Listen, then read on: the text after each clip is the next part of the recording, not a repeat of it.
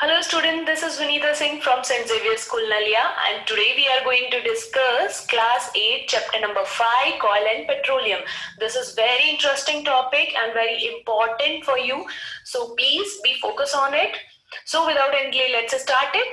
We use various material for our basic needs. Okay, some of them are found in nature and some have been made by human efforts. Okay, so all things which are obtained from nature, they are called natural resources, and all things which are obtained from human efforts, they are known as man-made resources. Okay, so what is resources? So resources is the source or supply from which we can benefit in some way. Okay, जिनसे हमें कहीं ना कहीं से किसी ना किसी तरीके से हमें बेनिफिट मिलता है, वो सारे रिसोर्सेज जो है उन्हीं को हम क्या बोलेंगे? रिसोर्सेज बोलेंगे. There are two types of resources, natural resources and man-made resources. As I explained earlier, a natural resource is something we can obtain from nature, such as wind, soil, water, and air.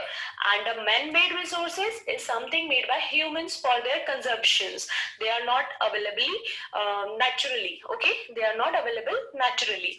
Okay, so natural resources further divided into two parts: inexhaustible natural resources and exhaustible natural resources. So what is inexhaustible natural resources? The resources that occurs naturally and are unlimited in nature are called inexhaustible natural resources. Okay, they do not get exhausted by human activities like air and sunlight. Air and sunlight जिस तरीके के resources हैं, वो कभी भी human activities कर लो या कुछ भी कर लो, वो कभी भी एग्जॉस्ट नहीं हो सकते, वो कंप्लीटली एग्जॉस्ट नहीं हो सके, खत्म नहीं हो सकते हैं, ठीक है, अर्थ से. तो इसीलिए उनको क्या किस कैटेगरी में रखा गया है? इनएग्जॉस्टेबल नेचुरल रिसोर्सेज की कैटेगरी में. So what is exhaustible natural resources? The resources that occurs naturally but are limited in nature are called exhaustible natural resources. These resources can get exhausted by human activities and might disappear altogether or take hundred or thousands of years to replenish. For example, forest, wildlife, mineral, coal, petroleum, natural gas, etc. Okay, तो ये human activities के कारण ये जो natural resources हैं जो कि खत्म हो जाएंगे, हमें आगे जाके नहीं मिल सकते, डिसअपियर भी हो सकते हैं, जिनको बनने में 100,000 ईयर्स लगते हैं, तो ऐसे रिसोर्सेज हैं तो उनको हम लोग बोलेंगे exhaustible natural resources. Okay, so natural resources like coal, petroleum, and natural gas, okay, these were formed from the dead remain of living organism. So they are formed from dead remain of living organism. That is why they are known as fossil fuels. Okay, इनको किससे बनाया, ये किससे बने हैं? ये dead remains, जो मतलब dead होने के बाद में dead parts जो होते हैं, dead decaying parts जो होते हैं, उनसे ये बनते हैं, इसलिए इनको क्या बोला गया है? fossil fuels भी बोले गए हैं. किस किस को? natural resources like coal, petroleum, and natural gas. Okay, so what is coal? It is very hard as in a stone and is in black in color as shown in this picture, and coal is one of the fuel which is used for cooking food. Also in previous many year ago, in railway engines also it is used to produce a steam to run the engine also, and it is also used in thermal power plants to produce the electricity. And coal is also used as a fuel in various industries. These are the uses of the coal. So let's come to the topic how we obtain the coal. ठीक है? The story of the coal. Okay, so after about 300 million year ago, the earth had dense forest in low-lying wetland areas. ठीक है, 300 million year पहले बहुत ज्यादा dense forest हुआ करते थे हमारे एरिया में. ठीक है, तो वहां पे जो natural processes है like flooding हो गया, earthquake हो गया, तो उन सब की वजह से क्या हुआ, ये forest जो है वो soil के नीचे buried हो गए हैं. ठीक है, दब गए हैं, और उसके बाद में क्या होता है, जैसे हवा चलती है, फ्लड आ रही है बार बार, नेचुरल कंडीशंस, नेचुरल डिजास्टर्स की वजह से, ठीक है, नेचुरल प्रोसेसेस की वजह से उनके ऊपर क्या है, बहुत सारी सॉइल की लेयर्स जम गई हैं, ठीक है, जिसकी वजह से क्या है, वो जो प्लांट्स थे, वो जो मतलब जितने भी प्लांट्स, ट्रीज जो भी थे, जो ब्यूरिड हो चुके थे सॉइल के अंदर, वो कंप्रेस होते गए नीचे की तरफ, कंप्रेस होते गए, क्योंकि नए नए सॉइल की, रॉक्स की लेयर जो है उसके ऊपर जमती गई, तो वहां पे उनके कारण वो और ज्यादा डीप एंड डीप चलते गए, जिसकी वजह से क्या हुआ, हाई प्रेशर और हाई टेम्परेचर की वजह से डेड प्लांट्स जो है वो स्लोली स्लोली किस में कन्वर्ट हो गए थे, कॉल में कन्वर्ट हो गए थे, ठीक है। Like here you can see before the dinosaur many giant plants died in swamps, okay, काफी बड़े बड़े प्लांट्स जो हैं वो मतलब डायनासोर से भी पहले, मतलब वो क्या हो चुके हैं, प्लांट्स जो है वो धरती में, अर्थ में इस तरीके से दब चुके थे, ब्यूरिड हो चुके थे, ठीक है, 300 मिलियन ईयर्स अगो। फिर 100 मिलियन ईयर अगो में क्या हुआ, जो प्लांट ब्यूरिड हो चुके थे under the water and dirt, ठीक है, उनकी ये सिचुएशन थी, ठीक है। उसके बाद में आपने देखा यहाँ पे हीट एंड प्रेशर जो है, बहुत ज्यादा वहां पे हीट एंड प्रेशर था, जिसकी वजह से हाई प्रेशर, हाई टेम्परेचर, जिसकी वजह से क्या हुआ, ये डेड प्लांट्स जो है वो टोटली किस में कन्वर्ट हो चुके हैं, कॉल में कन्वर्ट हो चुके हैं। इस तरीके से हमें नेचुरल सब्सटेंस मिलता है, कौन सा, कॉल, ठीक है। So, as coil contain many carbon, mainly carbons, okay, mainly वो कार्बन का ही बना होता है, तो स्लो प्रोसेस जो है conversion of dead vegetation into the coil is called carbonisation. Many time this question also asked कि कार्बोनाइजेशन प्रोसेस क्या होती है, तो कॉइल जो है वो मेनली किससे बना होता है, कार्बन से बना होता है, और डेड वेजिटेशन का स्लोली स्लोली कन्वर्जन जो है कॉइल में, उस प्रोसेस को बोलेंगे कार्बोनाइजेशन, ठीक है। एंड ये जो है वो डेड रिमेन से बनता है, डेड रिमेन्स ऑफ वेजिटेशन, मतलब प्लांट्स के डेड रिमेन से ये कॉल बन रहा है, तो वो इसको क्या बोलते हैं हम लोग, एक फॉसिल फ्यूल भी हम लोग इसको बोल सकते हैं। और जब इसको एयर के साथ हीट किया जाता है तो कॉल बर्न होता है, और बर्न होने के साथ साथ ये क्या प्रोड्यूस करता है, कार्बन डाइऑक्साइड प्रोड्यूस करता है, ओके। कॉल के जो है वो 3 प्रोडक्ट्स कौन कौन से, कोक, कोलतार एंड कॉल गैस होते हैं। तो क्या क्या होते हैं इनके बारे में थोड़ी इनकी प्रॉपर्टीज पढ़ते हैं। Cork is in a tough, porous and black substance. Almost it's a pure carbon, okay, and it's used in manufacturing of steel and in the extraction of many metals. Metals को extract करने के लिए भी use किया जाता है, ठीक है, metals को purify करने के लिए भी use होता है उनके reactions में, और उसके साथ साथ स्टील का फॉर्मेशन करने के लिए, मैन्युफैक्चर करने के लिए भी क्या यूज किया जाता है, कोक यूज किया जाता है। और जब कॉल से कोक बनाया जाता है उस टाइम पे कॉल गैस जो है वो एज अ बाय प्रोडक्ट निकलता है, ठीक है। जैसे आपने पढ़ा होगा जैसे फोटोसिंथेसिस के प्रोसेस में बाय प्रोडक्ट में क्या निकलता है, ऑक्सीजन गैस निकलती है, उसी तरीके से कॉल के कॉक में कन्वर्ट जब करते हैं हम लोग, उस टाइम पे क्या होता है, कॉल गैस जो है एज अ बाय प्रोडक्ट निकलती है, ठीक है। उसके बाद आता है कोलतार। कोलतार क्या होता है, एक ब्लैक थिक लिक्विड होता है, अनप्लीजेंट स्मेल होती है इसकी, इसमें मिक्सचर होता है 200 सब्सटेंसेस का, और मेनली प्रोडक्ट्स जो यूज किए जाते हैं उनके, उनमें ये रॉ मटेरियल की तरह यूज किया जाता है, ठीक है। जैसे हम चावल बनाते हैं तो चावल के रॉ मटेरियल हम लोग यूज करते हैं ना, चावल हो गया, पानी हो गया, नमक हो गया, जो भी आपको यूज करना है, ठीक है। उसी तरीके से जैसे ड्रग्स, दवाइयां बनाने के लिए, एक्सप्लोजिव्स, पटाखे वगैरह बनाने के लिए, नाफ्थलीन की बॉल, जो कपूर की बॉल आती है ना, जो कुछ लोग अपने बॉक्स वगैरह में भी रखते हैं, ठीक है, परफ्यूम के लिए हो गया, synthetic dyes, paint, plastic, roofing material जो हो गया, फोटोग्राफिक मटेरियल जो हो गया, इन सब में कोल तार जो है वो as a raw material use किया जाता है, ठीक है। सब पहले तो कोल तार को हम लोग किसमें ये जो रोड होता है, रोड का मेटलिंग के लिए भी यूज किया जाता है, लेकिन आजकल उसकी जगह क्या कर दिया गया, कोल तार की जगह रिप्लेस किया कर दिया गया है बिटुमिन को, ठीक है। बिटुमिन जो है एक पेट्रोलियम प्रोडक्ट है और इसको रोड को मेटलिंग करने के लिए यूज में किया जाता है, ठीक है।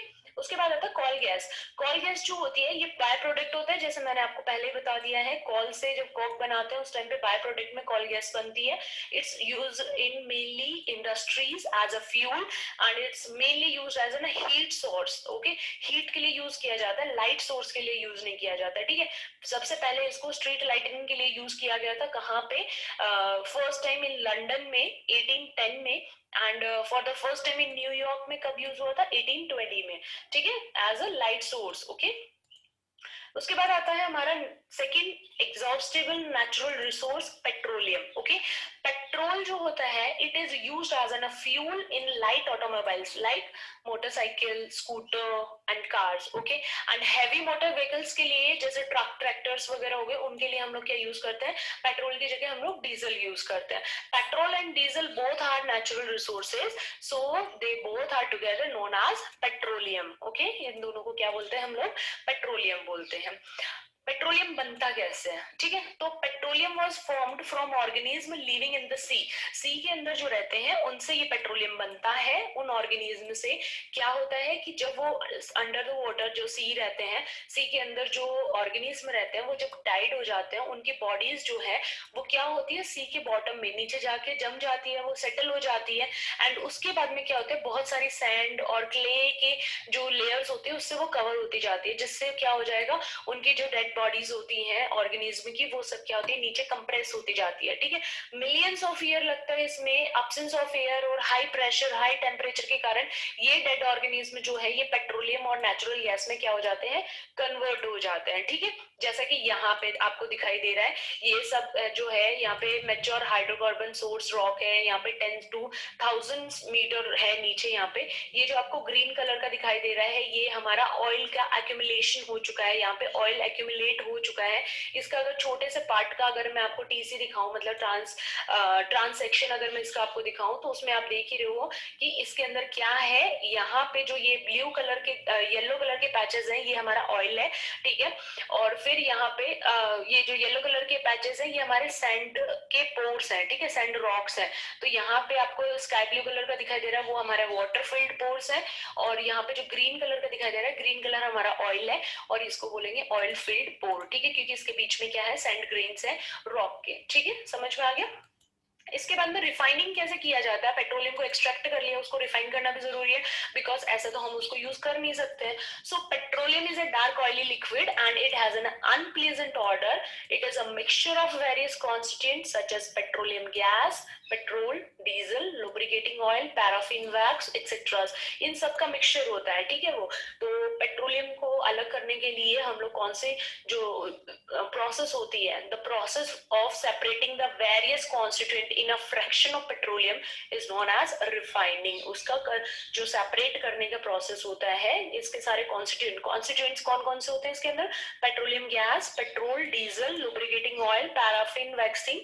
ठीक है, ये सारे इसके कॉन्स्टिट्यूएंट्स हैं।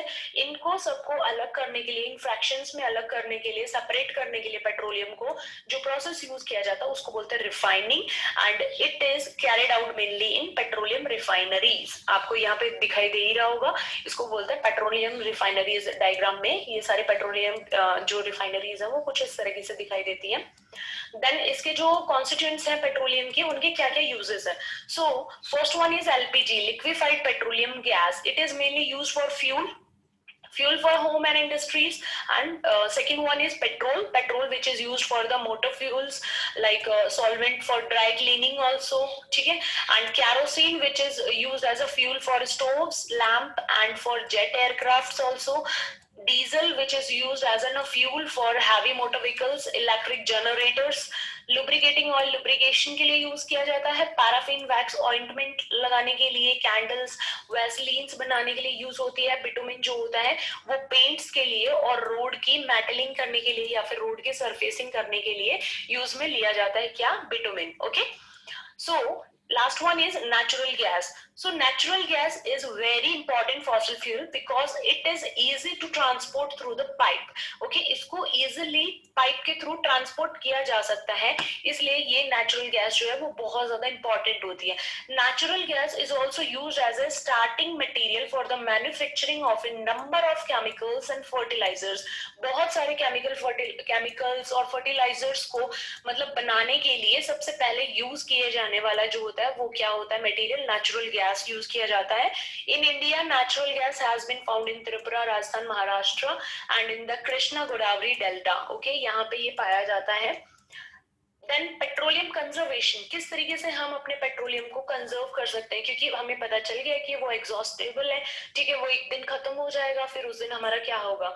तो उन सब चीजों के लिए उसको कंजर्व करना बहुत ज्यादा जरूरी है। तो इसीलिए in India the petroleum Conservation Research Association (PCRA) advise the people how to save petrol or diesel while driving. Drive करते टाइम पीसीआरए ने, पेट्रोल कंजर्वेशन रिसर्च एसोसिएशन ने हमें कुछ गाइडलाइंस दी हैं कि ड्राइविंग के टाइम पे हम लोग किस तरीके से अपने पेट्रोलियम को कंजर्व कर सकते हैं। उनके टिप्स हैं क्या, आपको हमेशा ड्राइव करना है एट ए कांस्टेंट या फिर मॉडरेट स्पीड में। ओके, आपको ये नहीं है कि आपको बहुत तेज चलाना है, बहुत बहुत ही धीमे चलाना है कि पेट्रोल कम लगेगा, we are saving the petroleum. तो ऐसा कुछ नहीं होता है, आपको एक कांस्टेंट स्पीड में आपको ड्राइव करना है जितना हो सके उतना पॉसिबल, ठीक है। एंड आपको स्विच ऑफ कर देना है इंजन को एट द ट्रैफिक लाइट्स और at the place where you have a wait, you have to wait, जहां पे आपको वेट करना पड़ रहा है या फिर जो ट्रैफिक लाइट्स हैं, तो वहां पे आपको क्या कर देना है, अपनी गाड़ी का इंजन क्या कर देना है, स्विच ऑफ कर देना है। आपको इंश्योर करना है कि आपके टायर के अंदर प्रेशर मींस आपके टायर के अंदर हवा अच्छी, मतलब अच्छी क्वांटिटी में है, मतलब आपका ज्यादा वो प्रेशर ना देना पड़े उसको, इंजन को ज्यादा जोर ना आए, तो इसीलिए टायर का प्रेशर भी अच्छा होना चाहिए। आपको इंश्योर करना है, रेगुलर मेंटेनेंस रखना है अपने व्हीकल का, ठीक है। ये सारी गाइडलाइंस थी जो हमारे PCRA petroleum conservation research association ने हमें कुछ टिप्स दिए थे to save the petroleum. Okay, so that's all in your chapter number 5, coal and petroleum. If you have any doubt, you can ask me in comment box. Thank you so much.